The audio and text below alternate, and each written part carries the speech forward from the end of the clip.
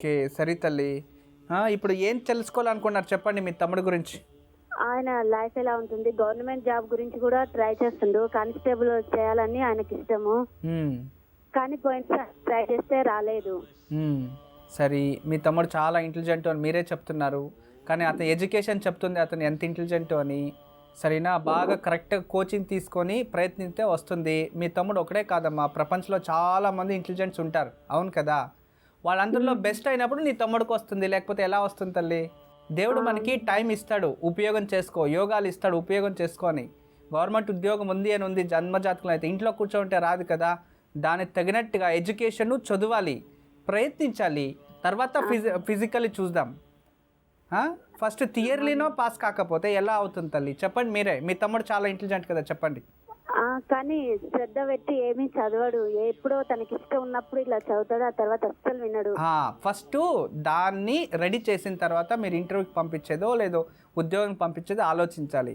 కానీ జన్మజాతకంలో ఈ పోలీస్ ఉద్యోగం అయిపోవాలంటే ఎలా వస్తుంది తల్లి చదువుకున్నానే? చెప్పండి మీరే. మేము అదే చెప్తాం కానీ మా మాట అస్సలు వినడు గురించి. అందుకే మీరు ఫిక్స్ అయిపోండి, మీ తమ్ముడి జీవితంలో గవర్నమెంట్ ఉద్యోగం రాదు అని. అది అర్థం. నేను ఇంచోపు చెప్పిన సమాధానం ఇదే, నీకు అర్థమయ్యేట్టు చెప్తున్నాను. అతనికి అంత నాలెడ్జ్ లేదు, అంత పేషెన్స్ లేదు కూర్చొని చదవాలి అని, జీవితంలో పైకి రావాలి అని లేదు. ఎప్పుడు ఆరాంగా తిరుక్కొని ఖర్చుకి డబ్బులు ఇచ్చుకొని ఐఫై లైఫ్ వేసుకొని బతికితే చాలు. కానీ జీవితంలో అయితే మీ తమ్ముడి జీవితం అంత బాగలేదు తల్లి. ఉండేది నిజం చెప్తున్నాను, బాధపడినా పర్వాలేదు.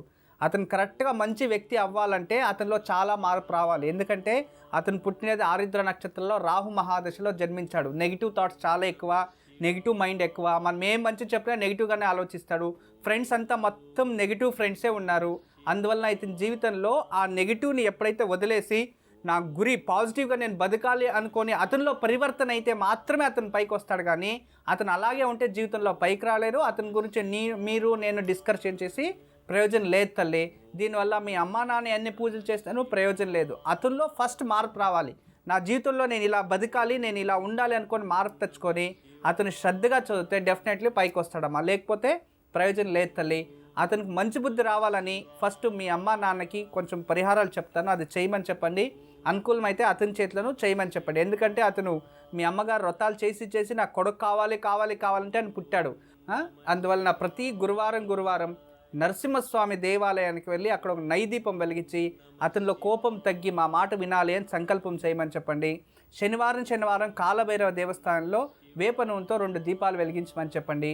ఇతని చేతిలో ప్రతి మంగళవారం ఆంజనేయ స్వామికి తమలపాకుల మాల ఇప్పిస్తే కాస్త సమాధానంగా ఉంటాడు తల్లి.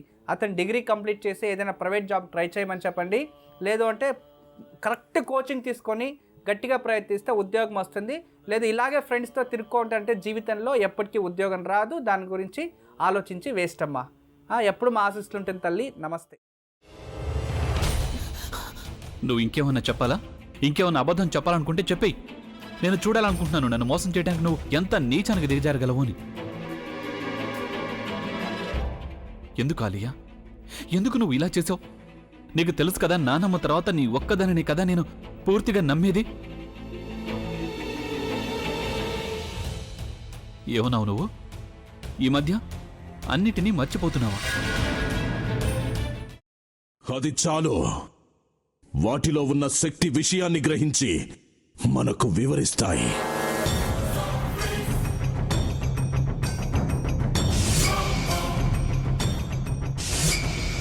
ఎవరు ఆ దండ విప్పొద్దు, గది తలుపులు తెరవద్దు.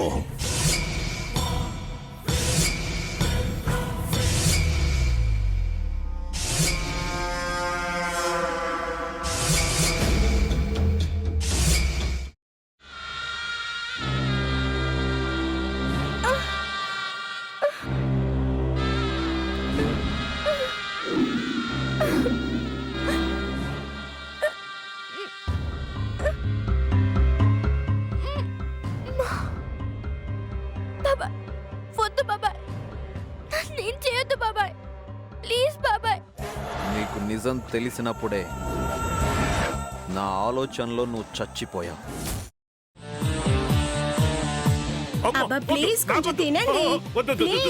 భీమారావు గారు, మీరా? ఇగో మీరా కాదు సక్కుబాయ్. అవును, మీ పనామే లేచిపోయిందని చెప్పి కంప్లైంట్ ఇచ్చినావు కదా. రేయ్, ఆయన కంప్లైంట్ ఇచ్చింది లేచిపోయిందని కాదు, కనిపించడం లేదు అని. అట్లానా? సరే మేడం. ఇడియట్. ఆ వంట మనిషి పేరేంటన్నారు? రత్తాలు మేడం. ఏం పెద్ద మంచి, నీ వంట మంచిని కూడా మేడం అని పిలుస్తావా? రేయ్ హాఫ్ బ్రెయిన్,